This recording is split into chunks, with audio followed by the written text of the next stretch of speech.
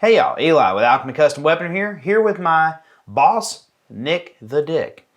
I thought that was retired, but apparently it's coming back. Totally not retired. It will retire when you stop being a dick. So, hey, listen, we're going to talk about options. Options today on the Alchemy Custom Weaponry pistols. Options are a big deal, right? You order a custom gun, you want to have things done the way that you want. Of course, we have drop-down menu options that allow you to kind of pick and choose. So we're going to go through about everything. We have a list of things, right?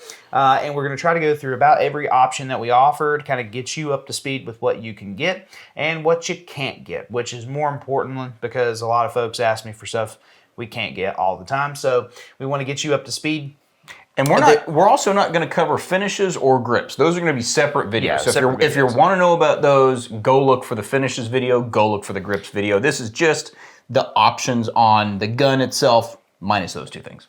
Yeah, and then the last thing is we're going to try to timestamp this video too. So like if you're interested in front sights or you're interested in like different machining options or something like that, you don't have to watch all the way through the video. Although if you are looking to purchase an Alchemy Custom Weaponry pistol, it might behoove you to take a chance and watch this video all the way through. We're going to try to make it quick. All right, y'all, this is future Nick and Eli. We just finished recording the video and I had a thought.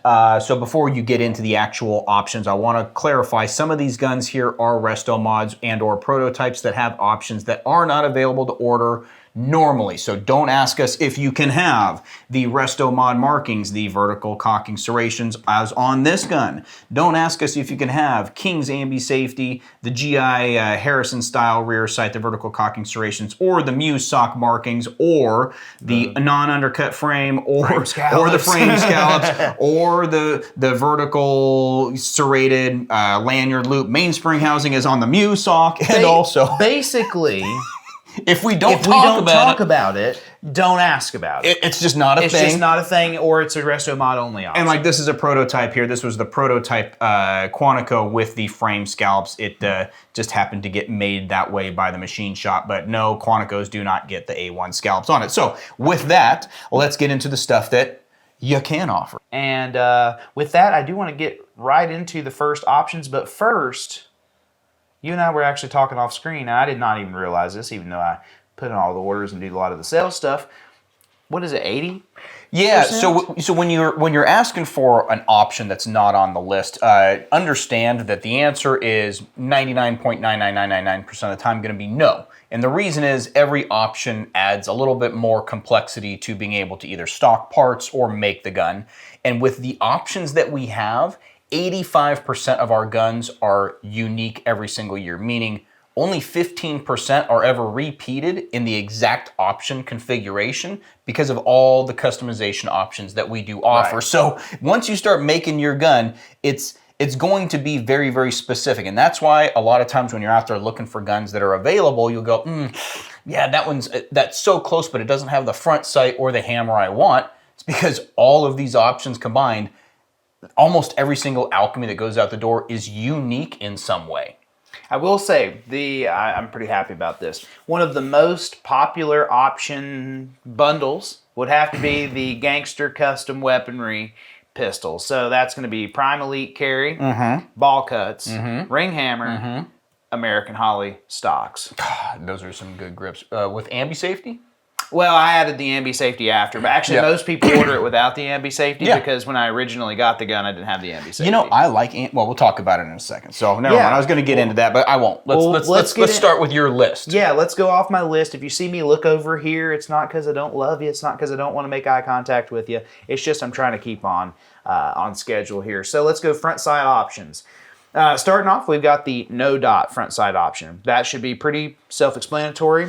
Here's an option right here you can see, and this is on my personal Muse sock pistol. Well, I was thinking, because people are going to look at some of these options and think, oh, you can order all this. No, these are resto mods, but this is the only gun that I had that has a no dot front sight. So it is a black serrated front sight. Now, you may be noticing on film that it is painted yeller. Okay, I just did an Eli.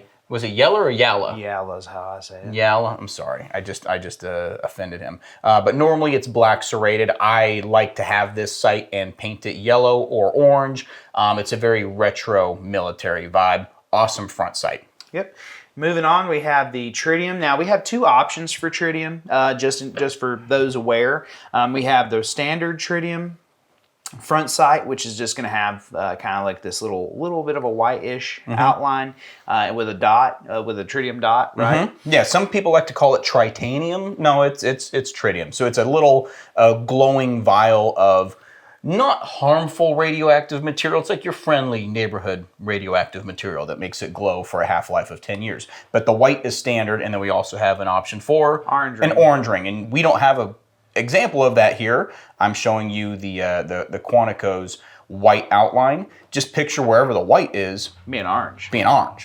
Pretty simple. Yeah, and so a lot of people, tritium is certainly a style of front sight and also rear sight, to that matter, that is slowly fading in popularity. It seems that people still want it, but not really as much anymore. I think as people have kind of learned more about fighting in dark places, tritium's not as it's not as desirable. I'm not a personal fan. No, I don't either. It was something that was come up with in the 90s to solve a problem of being able to see your sights. Well, it has to be dark enough for the tritium to glow for you to see it, but then it's too dark to actually do proper target identification, PID. And that makes it really not useful. Just get a flashlight if you're going to be shooting people in the dark.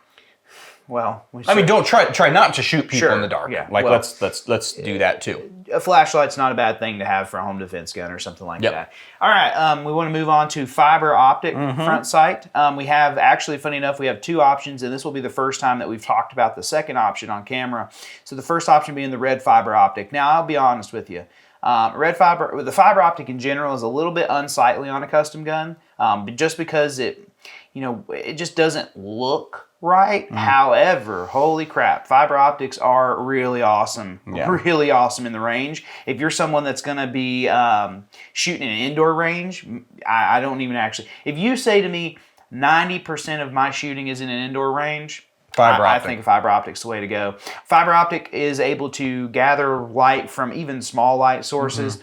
It's really a great option for your gun. It's just, it's not always the most aesthetically pleasing. However, we do also have you want to show red again, but we do also have green. I'll show the green. Hang on, because I got things to talk about. So here, I'm going to show the green.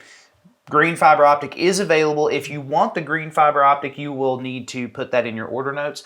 Some people have issues with like their color blindness, and so green will show up better than red, so we want to make sure we offer that to you as well. I actually really like the green myself.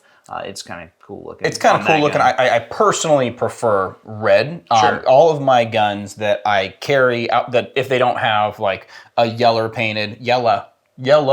painted blank front sight or gold bead, it's going to be the red fiber optic is my go-to non-red dot front sight. A couple notes on fiber optics. The fiber optic rod is a disposable item, meaning it is not going to be there forever. So if you shoot your gun a few thousand rounds and it falls out, that's like a thing. That is what happens. So what you do to reinstall is you put a new little fiber optic rod in there by taking a lighter, and you make a little glob of melted fiber optic on one side, put it in there, snip it off, melt the other side, and boom, you have a brand new fiber optic rod, and that's how you can change the color. In fact, Brownells has every color of the rainbow. In fact, if you get a gun with a fiber optic rod and you go, oh, I don't like having the fiber optic, you can just cut it out and you don't have a fiber optic anymore, or you can add a black rod from Brownells and you're good to go. So fiber optics, it is a disposable item. Yeah, for sure. So, if you lose your fiber optic on a range day, don't sweat it, just replace it, and you should be good to go. Just keep in mind,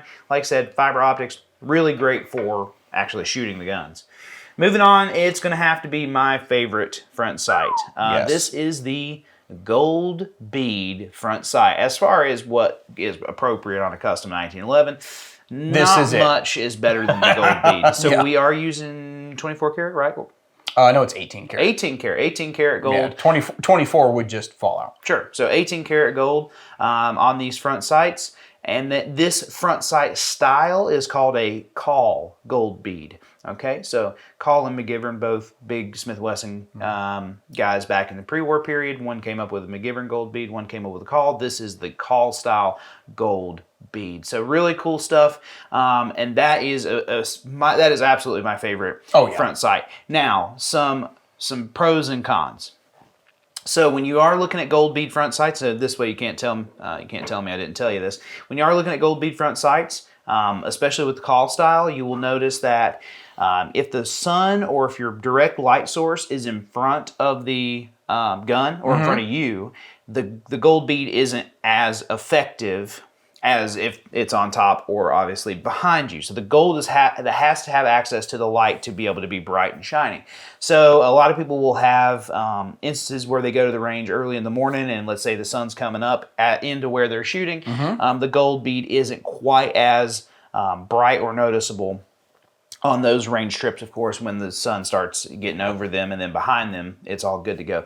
The other aspect of this is with indoor ranges. So most indoor ranges don't have great lighting. They mostly have terrible lighting. Yeah, to most be of honest, them don't have great lighting. And interestingly enough, most of them don't have great lighting over you. No, the lighting's all down at the target, which is fine, but it's not the best. Kind of wild. So a lot of folks have said, hey, the gold bead doesn't really show up that well on an indoor range. So keep that in mind. It's all going to depend on how you shoot, where you shoot, that sort of thing, to be able to better option your gun for your shooting style. So that's our front sight options.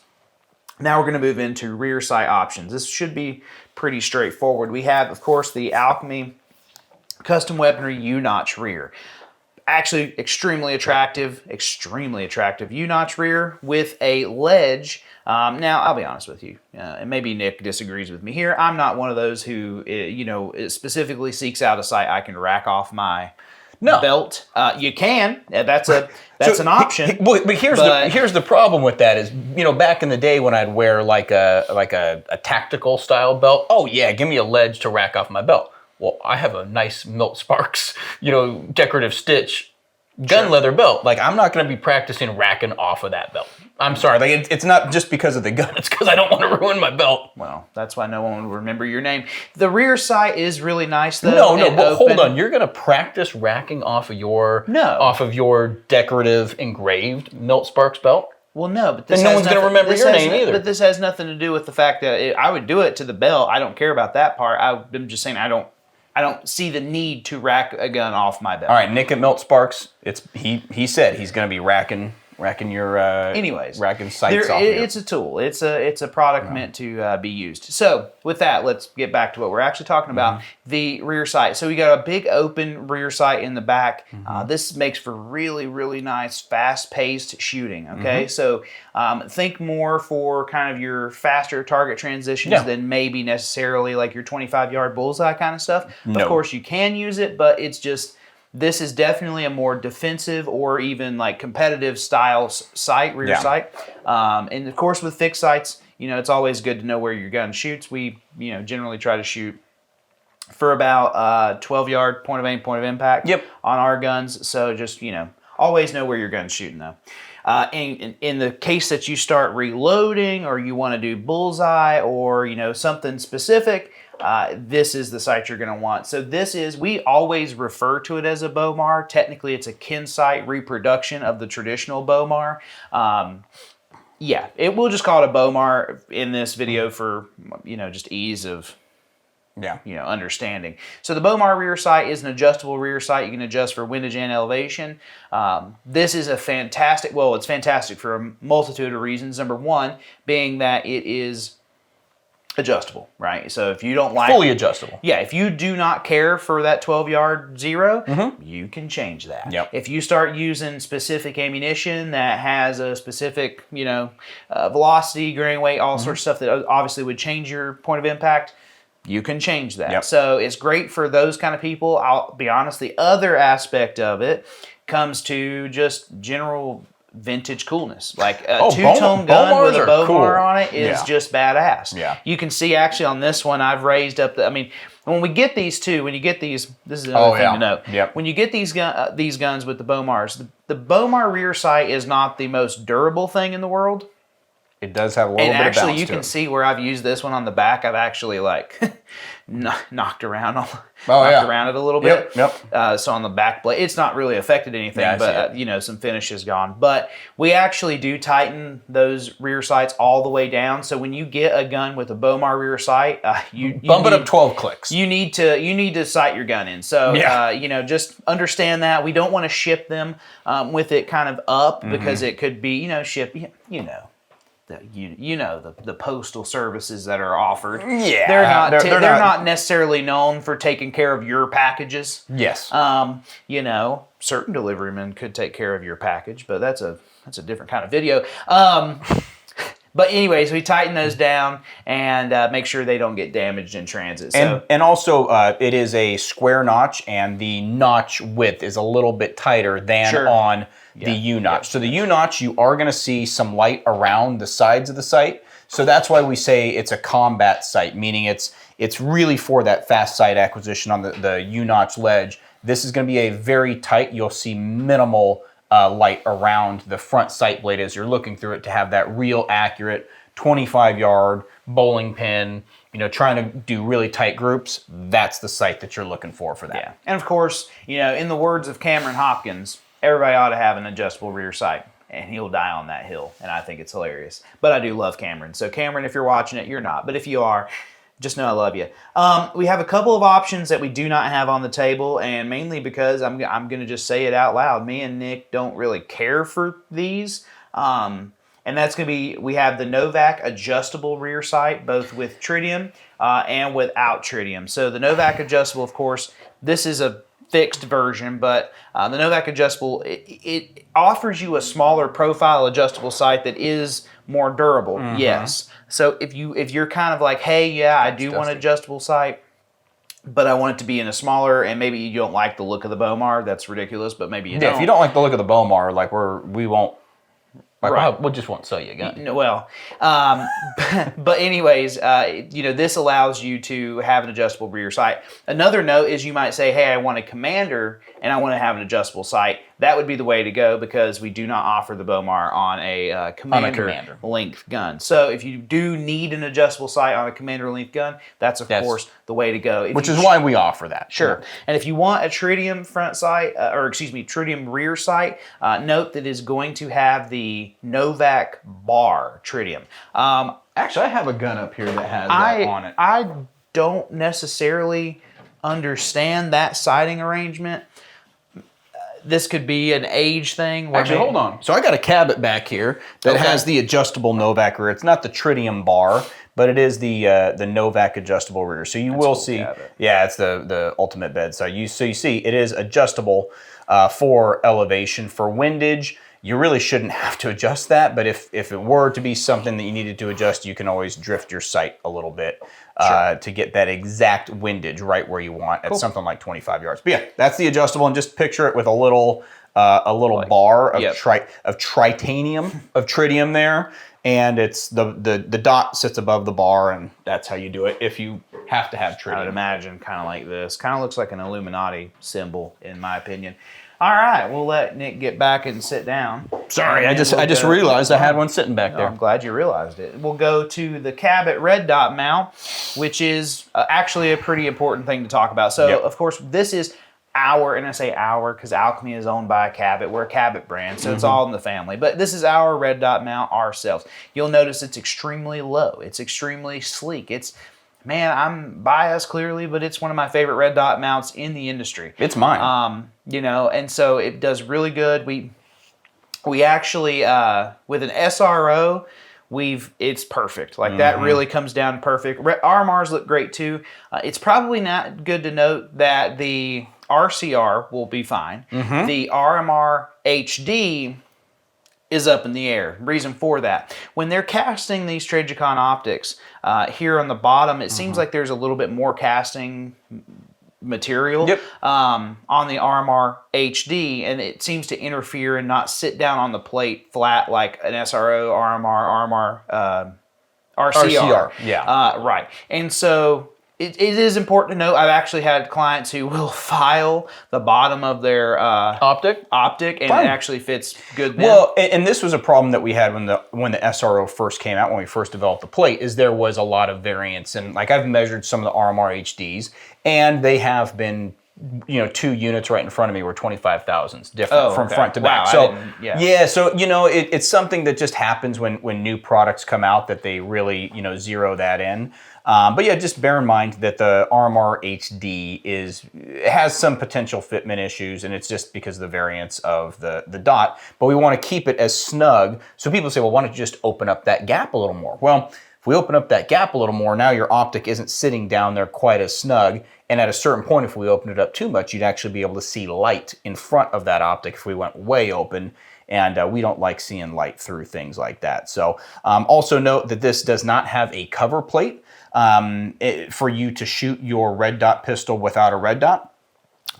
There's a few reasons for that. Number one is if you get a red dot pistol, I don't know anybody personally that has taken a red dot off of a gun to go back and shoot it without the red dot.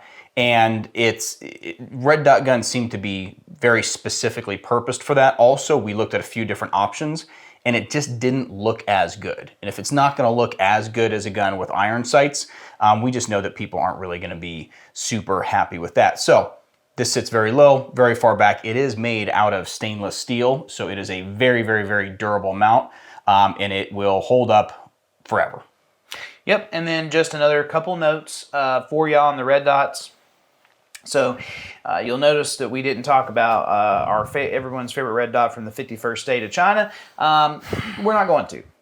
You can put one on if you want, if it's RMR footprint. That's, of course, important to know. We only do these for the RMR footprint. Mm-hmm. You can put that, CCP junk on it if you want. I don't care. Just don't send me a picture of it. If you do, you have to use the screws supplied by the CCP because the screws that we provide are specifically for the RMR HD, the RMR, or the SRO. The RCR with the cap stand screws, you just use the short ones and it'll fit right in, no problem. Cool. And then last thing on the red dots, front sights. You got two options, blank or the fiber optic. So should be pretty easy to go there. Blank is standard, fiber optic is a little bit of an upcharge. And I would go blank personally, because once you have the red dot on there, I don't want anything else in the window. And it's not necessary. They're backup sights. Cool. Yeah. Well, there you go. Barrel options is where we're going to go next from here. Now we're getting into the meat and taters. Sorry, the sight options are always one that there's a bunch of different things because people want a bunch of different things. But now we're into the meat and taters of the actual gun options. We're going to start this out with, man, what has become a look that I actually love, and that is the standard 1911 barrel. Man, I don't know. How does that happen? When I started, it was flush cut and crown all the way. If it wasn't flush cut and crown, I didn't like it. But now, over time, I'm looking at the standard barrel profile, and it's just good looking. I just like it, man. I think the older I get, the more I just like a plain Jane 1911, and that's a good look. I'll say standard barrel profile on 45. Sure, yeah. On 9mm, it's not the same. Yep. Definitely not the same. If you get a 9mm, you best flush cut and crown that. Right, and so what we mean is when we have the standard profile, that is just the way that the barrel comes to us on the end. Of course, the barrels are hand fit. You should know that by now. But fully hand fit barrels, we just leave this portion alone, so you have that sticking out from the bushing. We'll actually use that to move on to the flush cut and crown barrel, which now you can see the difference. Now, I'll be quite frank with you. When you look at that, though, it looks like you're not looking down the barrel of a 1911, especially in 45. It looks like you're looking down the barrel of a 105mm howitzer. Yeah. I mean, it is menacing. Mm-hmm. I'm a little old school, so I like the non-flush cut and crown a tiny bit more. But man, every time I do look at the front of a gun with flush cut and crown barrel, especially the 45s, it's like, man, that looks like a 50 caliber handgun. It's just kind of crazy how menacing it does look. On the 9mm, I do urge you to go for the flush cut and crown. Yes, please do so. Here, let me show you a 9mm flush cut and crown here on my Prime Compact. Yep. So that's going to give you the flush cut and crown and the depth of it and the size, because there's going to be more barrel meat. Yeah. It does look odd to have that barrel sticking out. Sure. With a diminutive 9mm hole. Small bore. In the front of it. Now, I'll keep going. Sorry. Well, and moving from there, we've got threaded barrels. All right, threaded barrels. Threaded barrels, yeah. So we actually have started doing threaded barrels. Hallelujah, y'all. Now, listen, I'm going to be honest with you. I'm going to shoot y'all a straight little opinion here you may not be interested in, but I'm going to tell you anyway. I don't care about suppressed handguns. There are a few that I do. Colt 1903, yes.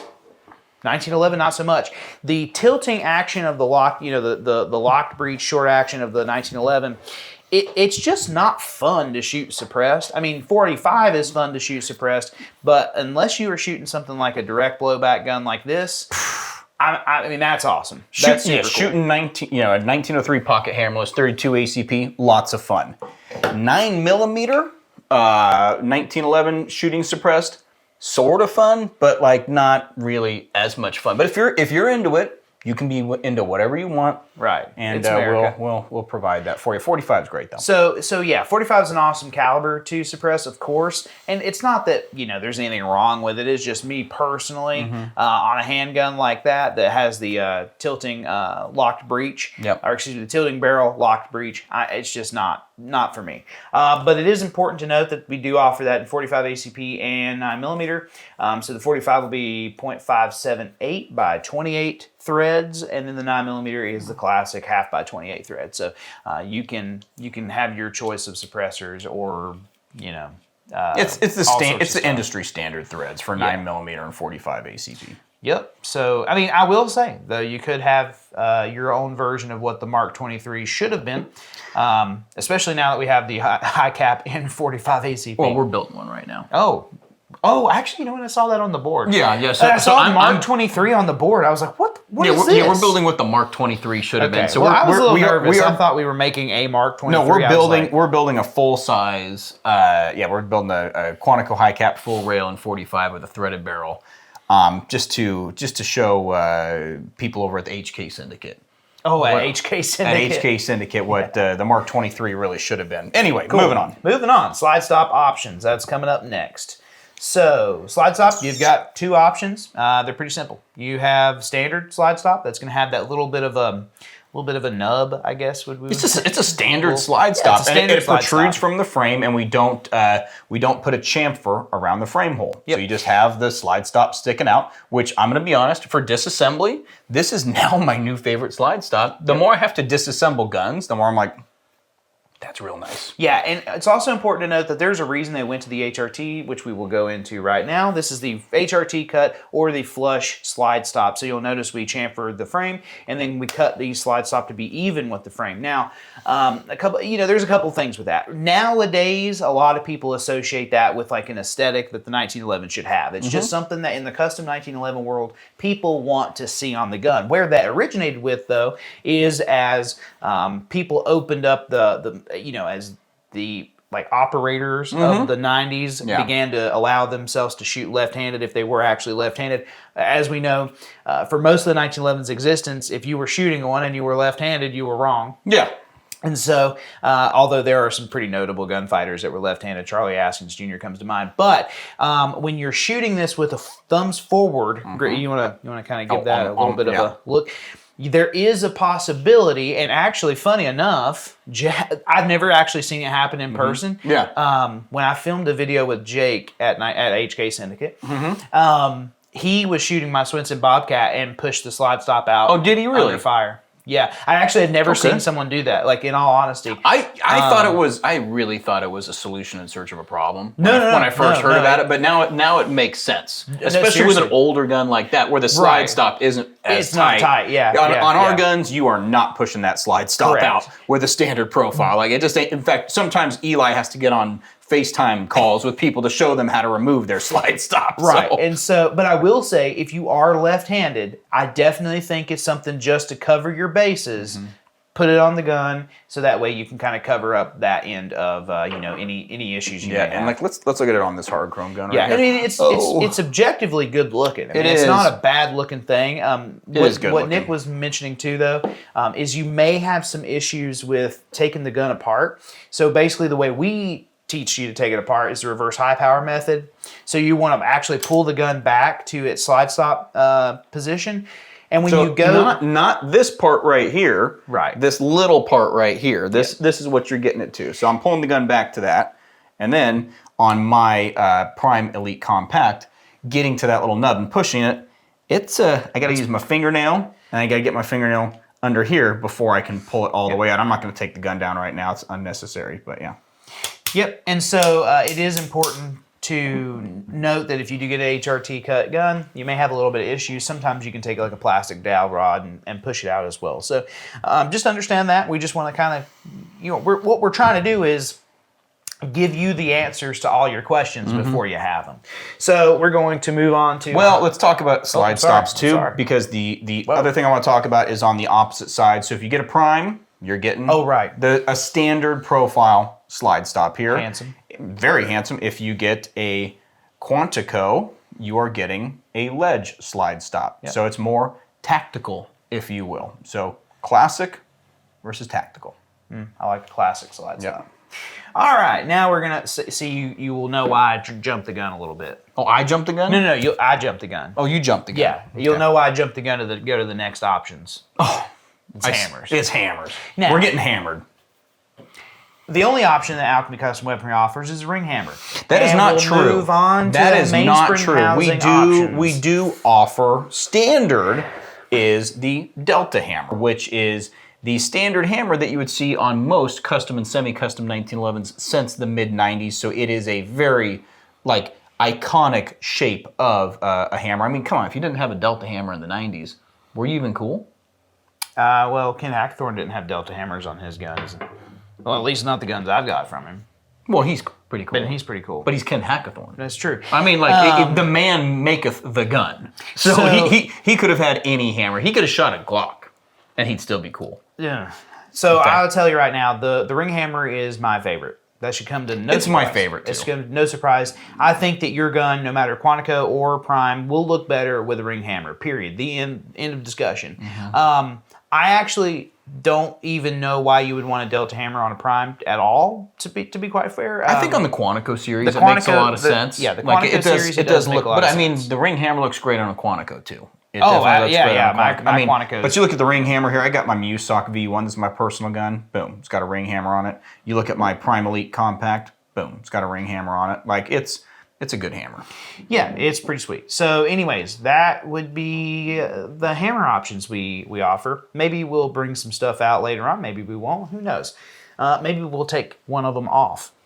Won't be the ring hammer. No, it would not be the ring hammer. Mainspring housing options are next, and I've kind of looped in Magwell's obviously with that as well. So we have 3 options for mainspring housings, one of which is kind of a weird way to do 2. Yeah, you're scaring me. I did that, and I was like, did my hand just actually make that movement? That is weird. That was strange. Like, you're creeping me out. 2. Anyways, we have the flat checkered. That is odd. Okay. That feels super weird. Yeah. We have the flat checkered mainspring housing. So this is going to be the standard on a gun that doesn't have a magwell. It's got our comfort carry 25 LPI checker. And this also may be a good point to make. Currently, Alchemy only offers 25 LPI comfort carry checkering on the front strap. Correct. So, So one day maybe we'll have 20 LPI as a standard option. As right now, it is something that's only used on resto mod. So 25 LPI is the front strap. On the flat mainspring housing, 25 LPI comfort carry checkering is what we offer there. Yep. The next thing, arched checkered. So we don't have one of those right now. I apologize. We would have if I hadn't. If you'd left it on there. If I would have not changed this to a Packmeyer rear, Packmeyer mainspring housing. Sorry, but it is essentially just an arch mainspring housing with actually on that one it is 20 LPI. So you can have that. That's not a drop down menu option. It'll be $60 if you want it. And you'll have to put that in the order notes, so no problem there. And sometimes we leave, that's one that we leave off of the drop down because it's one of those like, if you know, you know, and if you order it, sometimes people will just option things up to like add dollars to their guns, and then they get it, they go, oh, this is not exactly what I was understanding it to be. The arch mainspring housing, that is a specific thing that it's if you want it, you really want it. So yeah, actually, I don't shoot an arch mainspring housing gun very often, very well. That's actually why I changed it on this one. So it certainly is one of those things where there are some guns it makes sense on, and there's also some guns where you need to, like, especially if you're just buying a regular old, prime or whatever that you're going to be shooting a lot, you kind of need to know if you like the arch mainspring housing first. So with that, we finally have the stanchion oversized one-piece magwell. So one piece, uno. One. Yeah, right. Yeah. And so one piece, it is fully hand blended and hand fitted to the gun, pretty excellently, I might add. And it's got a good, nice round butt kind of feature. It's not quite a round butt by the standards of like a bobtail. Yeah. But it is a round butt, so if you are going to be carrying it in the appendix or in the 3 o'clock, that will be draped nicely over your cover garment. A couple things to note on this. This is standard on the Prime Elite and the Quantico single stack series of pistols. If you do buy a gun from us that has the flat mainspring housing, I'm going to have to show some stuff to Crispy at the camera here. So what happens is we blend the bottom here. It's going to be very tough to see, but we blend the bottom to fit in with the bottom of this mainspring housing, because these frames have a very sharp point there when you first get them, and so it does round out to create this bevel at the bottom. So if you get one of our guns that has had the flat mainspring housing blended, you'll also notice that the bottom of the mainspring housing blends perfectly with the bottom of the frame. If you then call us up and ask us to install and blend a stanchion one-piece mainspring housing and magwell, we will most likely say no. And the reason is there's going to be a wonky bevel back here that's you shouldn't have there, and also some of the frame material has probably been removed in order on the flat mainspring housing in order to meet up with that flat mainspring housing, and that will lead to a potential gap or step in between the magwell and the frame. So if you want it done from us, we're going to do it properly so it looks right. It looks like it was done from the very beginning, and that means you're going to have to order the gun. That way we will not, in most cases, re-option it in the future and redo it. Also, so that is going to cover that. Now we're on to safety options. We've got two. We've got the single side and we've got the ambi. So single-sided safety, right there. Opposite side, no safety. Ambi. This is our ambi, and this is our ambi design right here. So you can have the nice paddle on the left-hand side and an additional paddle on the right-hand side for those of you that are wrong-handed. This is our own ambi paddle and our entire own in-house ambidextrous thumb safety design.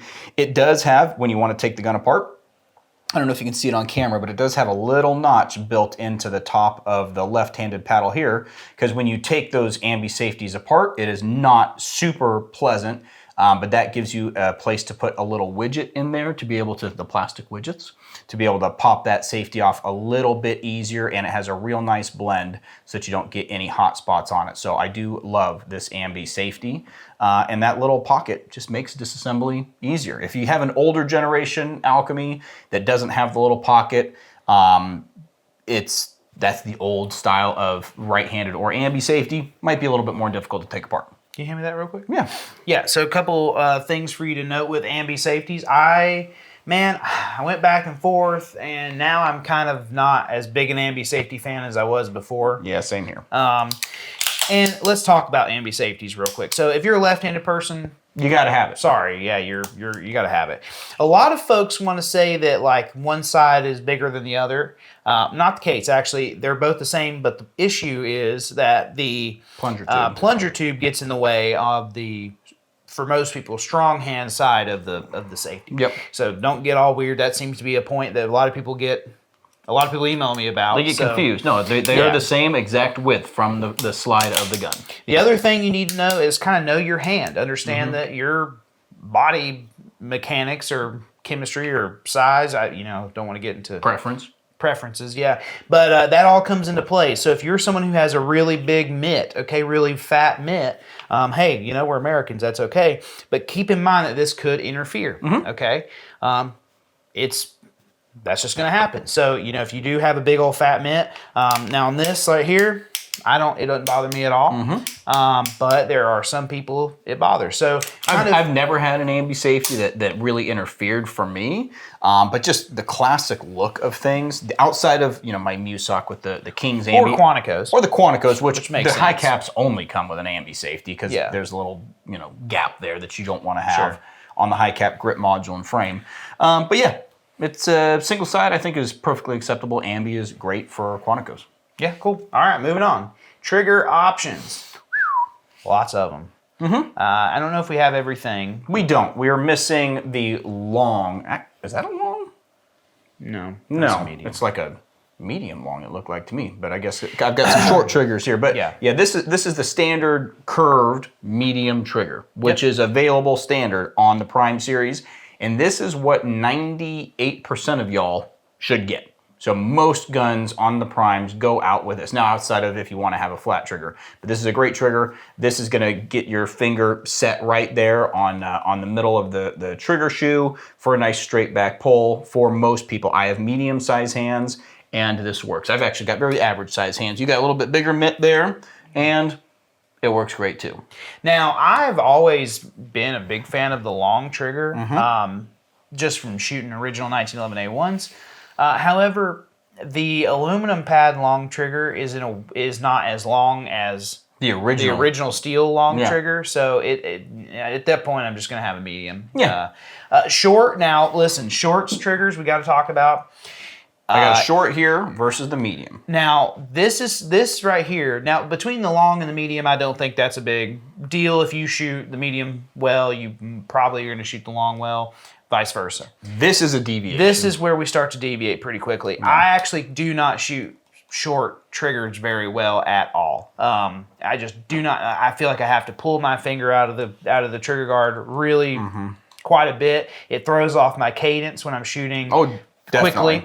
But there are people who have smaller hands and they need that short trigger. That short trigger is for a reason. Now, the only other option or exception to that is if you live in a climate where you're going to be wearing gloves. Big, thick gloves. Yes. Because it does open up the trigger guard a little bit more to allow the glove into the trigger guard. So, that's always something to keep in consideration, but understand that for most people, the medium's going to be the thing that you need. I optioned this gun with the short one because I thought it looked good proportionally on the gun. And I hadn't shot a lot of short triggers, and so, my cadence is completely off when I shoot this gun from anything else. So it's getting a medium trigger when I have an opportunity, when I decide to start carrying small bore again, which I don't know. If I carry small bore, it's going to be 32 ACP. That's fine. The next one I do want to talk about real quick, 3-hole speed trigger. Got one right here. Man, that's another one that, like growing up, I was like, oh, that's cheap. That don't look great. And now I'm like, God, that's pretty badass. Yeah. Obviously, these are not real live, as we say in the business, real live. Real live Videcki triggers, they are Videcki? Yeah, Videcki triggers. Okay. Yeah, so they are a copy, but they look just like the original 3-hole Videcki triggers. And they look great on certain guns. Two-tone guns, they look great. Musocs, they look great. The Musocs, they look great. That on one the Resto, you put a medium in there. Look at you. That had a medium on it. Well, I don't know. I don't remember the Resto module. It would look as good as you it would do. look good with the 3-hole. Yeah, that wouldn't be a bad shake there. So, in the world of like modern 1911 triggers, there's not a need for the lightened trigger. Really? Well, because they're all aluminum. Right, exactly. So, but if you like the look, I like it. It's got cool, the serration. yeah. So our standard trigger's got a smooth face on the trigger shoe. And so the vertical serrations yep. are nice. Speaking of vertical serrations, the next trigger we have here is the flat with vertical serrations trigger, which is standard on the single stack Quanticos, and you can add it to any of the Prime series as well. This used to be my favorite trigger. We all go through phases. I went through my tactical phase. It wasn't very pretty or very tactical, but it did include a lot of flat triggers, which is actually why the Quantico has a flat trigger on it. But I've seen the Quantico with curved triggers, and that looks really badass too. Yeah. So do whatever you want, but the flat trigger is standard on the Quanticos. And I've actually seen some Prime Elites with with the flat trigger, and actually that does look pretty good. They look pretty good too. Yep. So that is a good trigger to have too. Now we do want to quickly deviate with the Quantico high caps. I think you're gonna grab another Quantico high cap. Yep. So Quantico high cap has 2 trigger options. You have curved medium, and you have flat aluminum, and they are about the same length. The curved medium is a little bit shorter, so if you have a smaller hand, get the curved medium. The flat is a little bit longer trigger. I mean, but like we're talking like thousandths of an inch, but it's not that much. So yeah, you just get what you want. Cool. Awesome. High caps. High caps. Yeah, baby. All right. And then I'm going to let Nick put those up, and then we will get on to the next options. This is going to kind of be a little bit of a wild card. This is going to go over machining options. So we would be, we have to start off with probably the coolest one we offer, and that would be the ball cuts. So do you have a standard? Yep, there's a standard stirrup cut. This will show the camera here. Ball cuts here, standard here. Now, this is something I do want to quickly get on a little bit of my. I want to get a little bit of on my. Is that it? Is a low horse? Yeah. Well, I mean, you probably couldn't reach a tall horse. I'm short. Yeah. Okay. So I want to get on my little soapbox here and kind of tell you. Listen, a lot of people, for whatever reason, they want to say that the regular stirrup cut is the classic, the original. As the words of Stone Cold Steve Austin. Yeah. Not the case. In fact, the guns actually had a variant of the ball cut all the way up until about 1916, 1917. And of course, that was brought in to make the guns faster to manufacture for the Great War. And then it just never really came back. Actually, it did though. Man, brain. It did though in the Colt Ace. 22 pistol during the interwar period. So the ball cuts are just as, if not more classic on a 1911 than the stirrup cuts. It's just you're used to seeing the stirrup cut a little bit more commonly. And something to note about the ball cuts is these are hand cut after the barrel is fitted to the slide and the frame, and the frame is fitted to the slide, because the location of the upper and lower lugs as you're fitting the barrel in there is going to determine where the slide fits on the gun. So when you get a stirrup cut gun, it is what it is, and that's traditionally what you'll see on 1911s. The stirrup cuts are going to be a little bit in front of the dust cover, and the distance varies. On our ball cuts, once the gun is fit, we measure that, and we cut those by hand on a mill to make sure that they line up with the front of that dust cover. Chef's kiss. Cool. Next, now I don't have a picture of this, or I don't have an option of this with us, but it's something I think we should talk about really quickly, and that would be a very, very niche option. We can do what's called a 90-degree dust cover cut on the Quantico 5-inch gun only. Yes. Okay? And only the single stack. That's it. Only the single stack, only the 5-inch gun. If you want this little cut back squared off, we can do that. This is kind of our style. I actually like it, and to be honest with you, I did that 90-degree cut on my hardcore Quantico, and I liked it. And now I'm like, I don't know.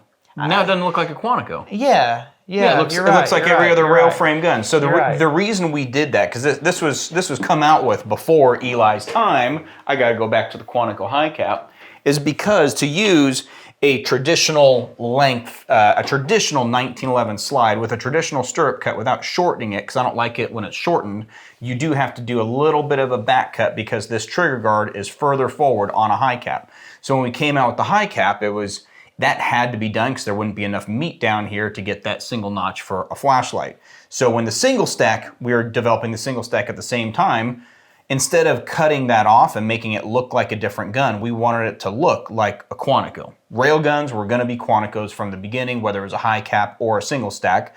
So we added that back cut in there. And also it allows us to have just a unique look on the dust cover on the rail. So that's why it is that way. If you're going to do ball cuts on a Quantico single stack, I'm also going to recommend you do that 90-degree cut. Yeah. Because that looks pretty badass. It looks okay with the back cut, I'm not going to lie. I've seen it before. It's interesting. It's interesting. Yeah. It is different. It is not what you expect to see, and it adds a lot of different angles to it. But I think if you're going to do it on a single stack, you go ahead and do a 90-degree cut on that rail. All right. Next one is the markings on ACWs. So, we have the option to remove the markings, and that would specifically mean removing the text. So you'll still get the strong arm, right? But you will not have the text on the slide. And I don't know. I like this font. Yeah, and it's super I don't like cool. the plain 1911. I mean, but I'm a big fan of like the billboard. Oh yeah, I've always been a big fan of that. We geek out on the markings, Yeah. like on the resto mods. I make sure that the fonts match exactly, even if it's a font that's not around anymore. We make it work so it matches exactly. So for me, that creates the iconic look of a gun. Is the marking? This is not too much of a billboard. This is tasteful. It's very, I don't know. It's retro and new at the same time. So if you want to remove it, fine, you can, but it's not really my cup of tea. And the other thing too, it's like, man, why? I'm gonna say something, okay? And it's this is gonna come out wrong, I'm sure, but like, man, like it's like, do you buy a Ferrari? And ask take them the logo off? Yeah, can you please take your prancing pony off? Enzo Ferrari would shoot you. He has shot at people before, and he has he? Oh yeah, he did. Dude, that's kind of cool. Yeah. It's one of those things where I've literally said this so many times, like, hey, if you get the markings removed, it's not gonna remove the logo. It's just gonna remove the marking, and people will still say, hey, I know you said that it only removes the text, but can you remove the... No, we can't. And actually, I'll be honest with you. I'm offended you asked. I'll shoot you straight. I actually wanted to take the option of removing the text off. He wouldn't let me, but I thought I wanted that to be done. But Nick wouldn't let me. But anyways... I wanted to provide an option for people that wanted a smooth slide, because I get it, but we're not taking the strong arm off. And just to give you a little bit of backstory, because we're all about Americana, we're all about, that sort of thing, our text is actually derived from the original GM Future Liner. Come on. You're talking about post-war, like American automotive greatness. The stuff that came out of the military industrial complex needed to make a lot of things, and GM obviously produced a lot of stuff during the war. So post-war concept vehicles that came out, nuclear powered vehicles, jet powered vehicles, the GM Future Liners. Look at that. Yeah, so that is crispy. I don't know if you can. No, we're gonna have to show overlay a picture, but we'll show this just for now. Like, this is specifically the parade of progress. You may be able to see it. We'll overlay a picture if you can't. This is the Parade of Progress GM Future Liner, and that Parade of Progress specifically is the font in which Alchemy Custom Weaponry is made from. So it's like, dude, come on. Yeah. Like, that's super sick. And I'm sure, like, you tell people that, and they're like, oh, wow, it's all of a sudden become attractive to me. I don't get it. But anyways, that is one of the things. Cock insurations. We offer them in the front, the 5-inch guns only. It is standard on the Quantico high cap full rail. And yep, that's front cock insertions. That's front cock insertions. Like, honestly, I have never, so my hard chrome high cap is up there, and when I do press checks on it, I have never had a problem just doing a press check like that, or like this, just to get a little brass check in there without front cocking serrations. So for me, I actually prefer the classic look of a gun without front cocking serrations. Oh, I only half cock that. But if you want them, like I said, they're standard, or like Eli said, they're standard on the 5-inch gun, the Quantico high cap full rail. But yeah, that's where they are. We're not doing them on carry guns. That's it. Well, and they make a little bit of sense on the full rail because you might accidentally grab the frame. Yes, that is true. So it actually does make a little bit of sense there. Yeah, because you're not going to be grabbing around that stirrup cut quite as much. Yeah, right. I feel you on that. But however, on the regular guns, 5-inch slides are the only ones we offer it on. So there's that. And finally, square trigger guards. Square freaking trigger. God almighty. Dude, I love the square trigger guard. And a lot of people don't. And we call those people Wrong. The square trigger guard is fantastic. Do I think every gun needs it? No. But I do think there are special certain guns that you get optioned that have square trigger guards. Do I shoot like this? No. I just think it's cool, it's classic, it's retro. We only offer these on the 5-inch guns as well. Only the 5-inch prime series. So we don't do Yes. square guard Quanticos. Yeah. There's a lot of reasons, but mainly it's just going to be holster compatibility. And I mean, you could say the same thing on the primes, but a lot of the guys with primes are doing like custom leather. There are square guard leather holsters that are produced out there for non-rail guns. Milt Sparks, yes, definitely. But you know, doing it on the Quantico, a little more difficult. So yes. Now on the Quantico high cap though, you do have the option of a square or a round trigger guard. Now the round is not going to be quite like a real like round trigger, but it's. Does that have that? Yeah. Oh, yeah. But it's going to be rounded off. Yeah. And the reason, let's go back to reasons so that people understand, because, you know, customers are like 3-year-olds sometimes, and they say, well, why? Well, why?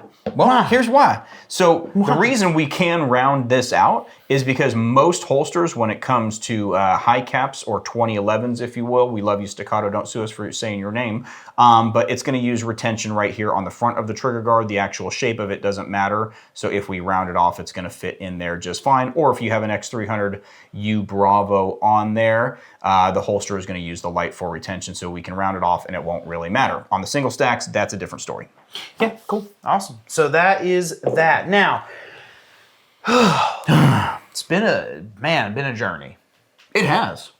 It's been a journey. No, we have one more thing left. Oh, good Lord. So the last thing I want to cover with y'all is just what the package options include. Because we offer the Prime Elite, and again, for some reason, people don't realize. So the Prime Elite is offered in all of the sizes of the gun. Prime Compact, Prime Carry, Prime.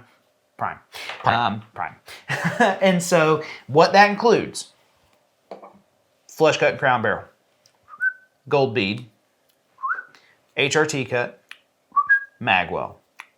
All right. So if you want those things, do not option them up on a Prime. No. Because you could save it's a tiny, tiny bit of money. I mean, it's not a ton, but you can save a tiny little bit of money as a package.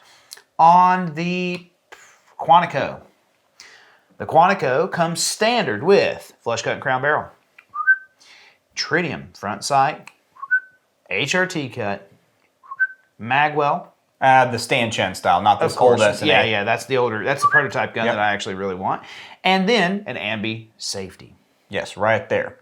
Now, something to note, by the way, that you may not notice right away when you get your gun, but if you do get a 5-inch Quantico, whether it is the single stack or the double stack, it is going to have the thick beveled barrel bushing, because that is more tactical, we feel, on the 5-inch gun. So that is standard on the Quantico 5-inch guns. The 4 1/4s don't have that, but the 5-inch guns do. Cool. Awesome. Well, listen, y'all, it's been a journey. It's been I'm sure you've had a couple sarsaparillas since you started this video, but we appreciate you sticking around. I am super hungry now, so we're going to call it on this video. I appreciate y'all watching. I appreciate y'all taking the time, because really this is the lesser fun videos we do. I mean, it's not that it's not fun. It's awesome. I have a great job. It's like a dream job. But these aren't, we're not sitting here cracking up and having a good time, just because we want to make sure you're getting all the information that you need to better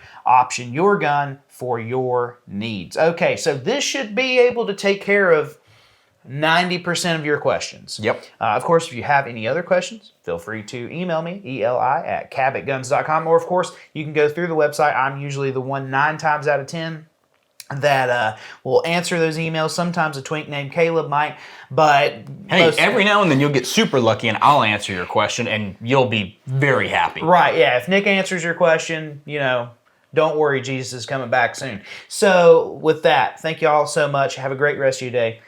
Always remember to carry cocked and locked.